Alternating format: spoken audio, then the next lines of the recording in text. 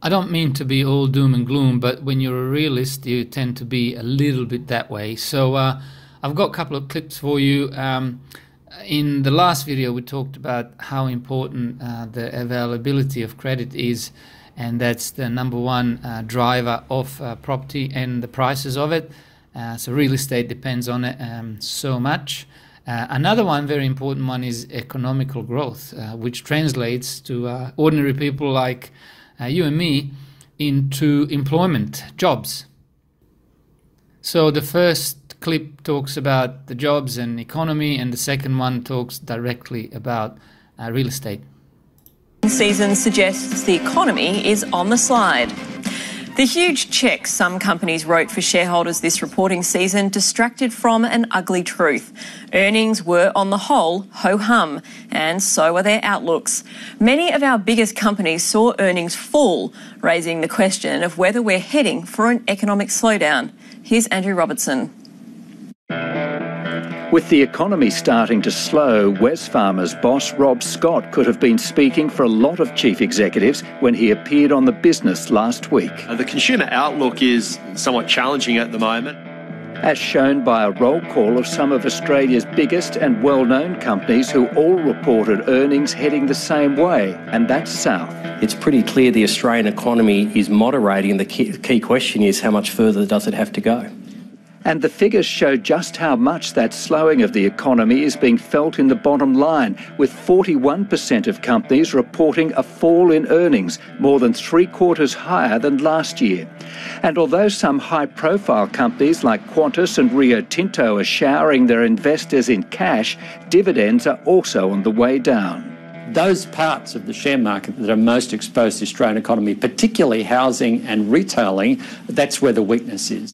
So while the big miners are being propped up by high global commodity prices, many household names have had 6 months to forget. I think the ones that stood out, of course, were the two big retailers, Coles and Woolworths, reporting quite weak profit results, surprisingly weak. And of course, that's the consumer staple part of the share market. Which plays to the theme that falling house prices and low wages growth are persuading Australians to spend less.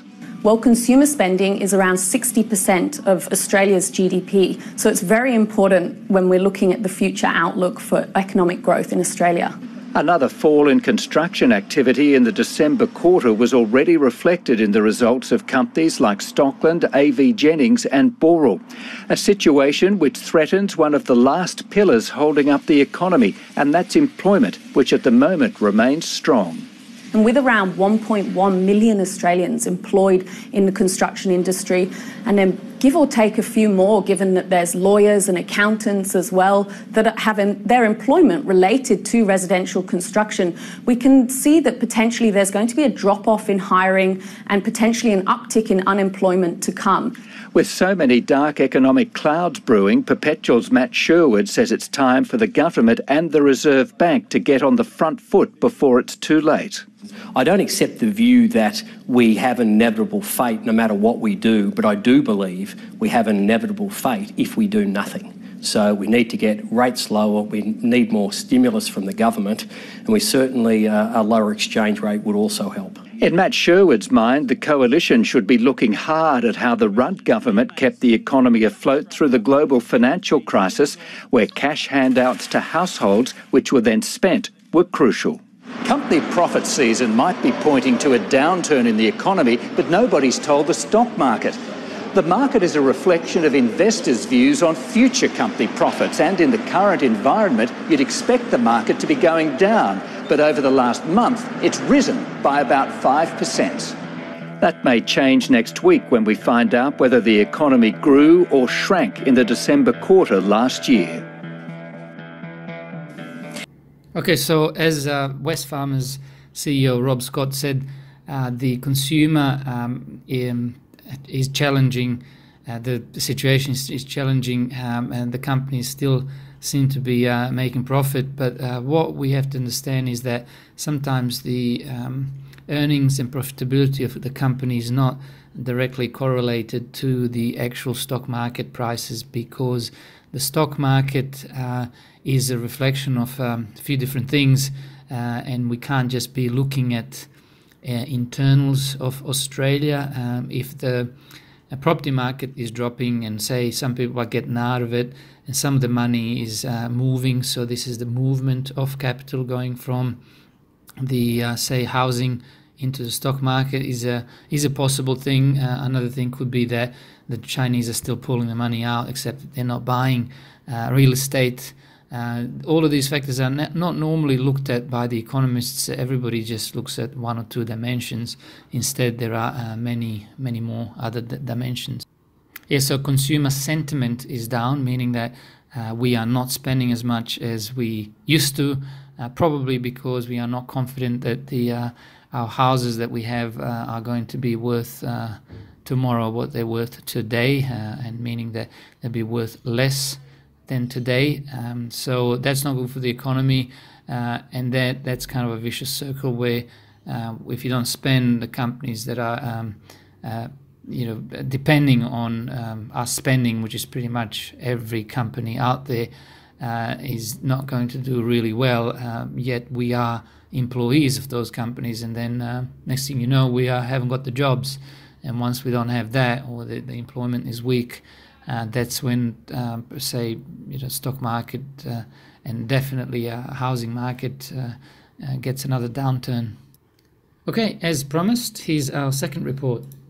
The sector which nursed Australia through the GFC is showing signs of weakness. Construction weakened for a second successive quarter after declines in infrastructure and housing. It's forced analysts to downgrade their growth forecasts. Here's finance correspondent Philip Lasker. These abandoned building sites tell you that the construction sector is no longer firing on all cylinders.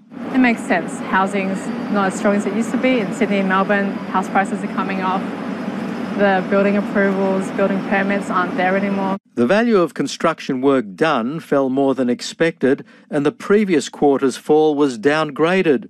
There was an expected deterioration in residential construction and a surprisingly big slump in engineering. Engineering includes public infrastructure projects as well as building in the mining sector.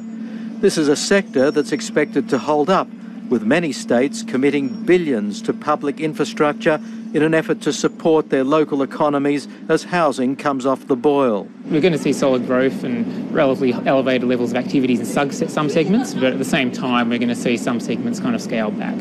One major project which will be scaled back is the NBN as it reaches the end of its life.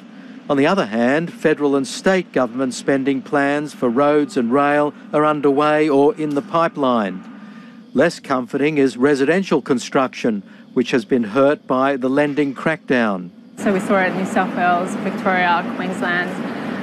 It's really quite broad-based. We saw it in houses, apartments and renovations to buildings. The National Australia Bank is one forecaster that expects the downturn in home building to be much deeper than what the Reserve Bank expects, and that will test the resilience of the jobs market. It's a big part of the jobs market. There's about 12 to 13 million people employed in construction.